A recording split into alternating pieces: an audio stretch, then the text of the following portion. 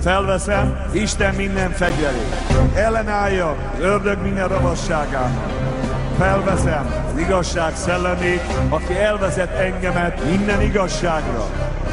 Fölveszem az igazság melvasát, mert Jézus Krisztus vérébe vetett hitem által megigazítottam.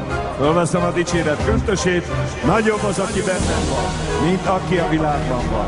Fölveszem a lábomra a békesség saruját, és azt fogom mondani az embereknek, hogy béküljenek meg Istennel.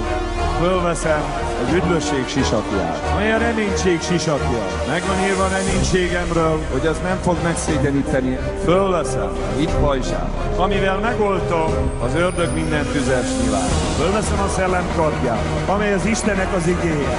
Megvan írva Isten igéjéről, hogy olyan, mint a kétélű kard.